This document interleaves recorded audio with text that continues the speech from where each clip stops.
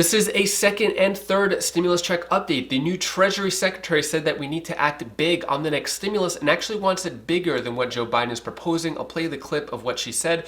Joe Biden is having 17 executive orders today, and 2 of them are stimulus related that you could benefit starting today. And the new national $25 billion rental assistance program is available for application today, and I'll let you know how you can apply.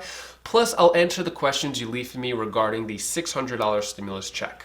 I hope you're having a great day so far. Quick reminder, I'm giving out $200 checks to my subscribers, and I'll have details to that down in the description below. I want to get your opinion on this. So Joe Biden's inauguration is today, and there's around 25,000 National Guard at Washington, D.C., as well as other capitals around the country. Do you think something crazy or violent is going to happen today? Let me know your thoughts on that down in the comments below. Yesterday, the Senate reconvened, and Mitch McConnell's opening statements were that Trump caused the riots and fed people lies. Bold statements. Here's the clip of Mitch McConnell saying that. The last time the Senate convened, we had just reclaimed the Capitol from violent criminals who tried to stop Congress from doing our duty. The mob was fed lies. They were provoked by the president and other powerful people. And they tried to use fear and violence to stop a specific proceeding of the first branch of the federal government, which they did not like. Now that Trump isn't Mitch McConnell's boss anymore, seems that Mitch is a little more outspoken about Trump. Moving on, speaking of Trump, Trump had a bunch of last-minute pardons, including Steve Bannon, Lil Wayne, the Tiger King, among around 100 other people that he pardoned. And I'm really curious how Lil Wayne got on that list.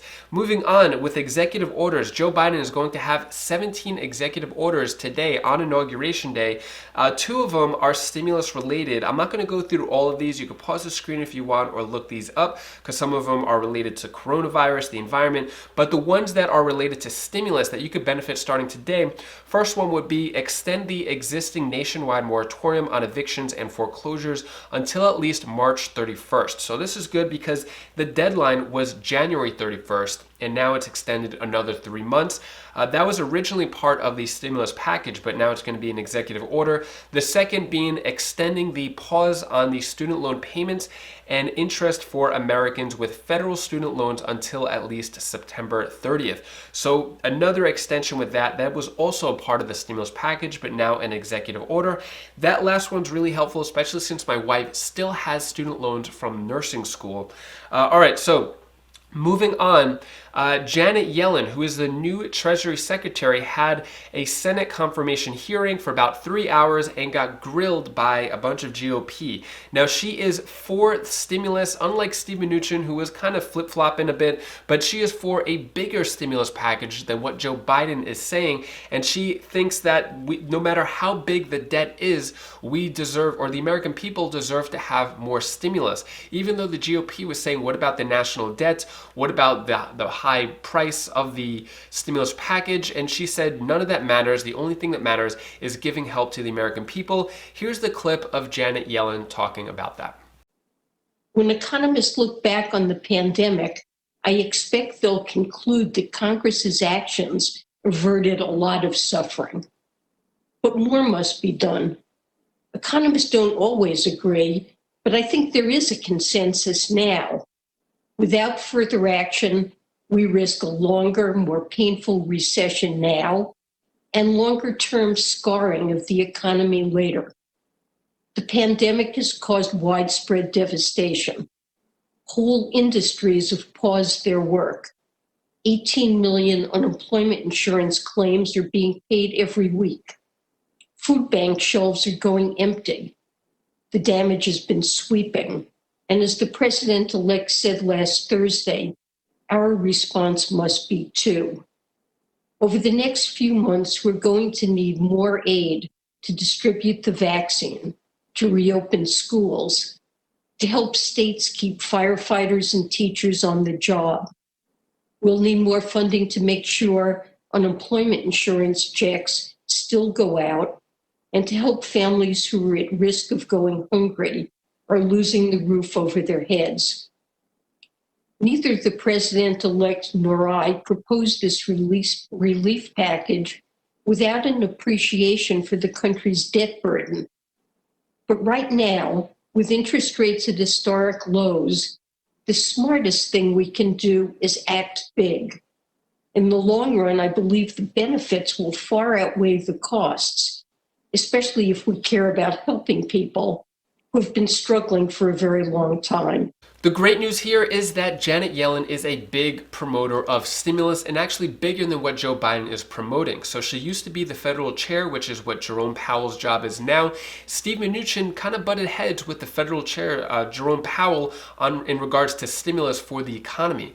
Now that Janet Yellen is the Treasury Secretary, Jerome Powell and Janet Yellen will both be on the same page, which means we could have a bigger stimulus in the future. She also spoke about the K-shaped recovery. If you weren't familiar with the K-shaped recovery, this is it right here. So prior to COVID-19, economy was doing pretty well on the up, and then once the recession happened in March of 2020, from this moment on, the rich people got richer. So this is technology, retail, software. So this is where Elon Musk made $120 billion, Jeff Bezos, as well as a lot of other billionaires made out really big from this because the stock market went big, right? But then a lot of people fail to realize that poor people were suffering during this time. People working in the travel, entertainment, hospitality, restaurant businesses, those people struggled a lot. So as you can see, the rich people got richer, poor people got poorer, and this gap right here is very dangerous. If we look at past civilizations, the bigger the gap between the rich and the poor is when the most violence and revolutions happen. So she wants to fix this by having more stimulus. Let me know what you think about this down in the comments below. Do you feel like the economy is like the rich got richer, the poor got poorer? Do you think that this K-shaped recovery is beneficial? Should we try to fix it? Let me know your thoughts on that down in the comments below. So moving on, Joe Manchin, who was the Senate Democrat against the stimulus checks, is now up. Now he wants to have $4 trillion in infrastructure, but he still doesn't want those $2,000 or $1,400 stimulus checks. So far, it looks like we're going to get those $1,400 stimulus checks instead of $2,000. We don't have the official bill yet, which means any details that got released to the public that I've even shared on this channel may change in the future. So I'm not saying the $1,400 amount could change, but there could be other elements that could change in regards to stimulus. Then also, let me answer the questions you leave for me in the comments regarding anything else. So Patricia Brown asks, I have a question about rental assistance for Miami and Broward County. I know quite a lot of people are experiencing difficulty paying rent.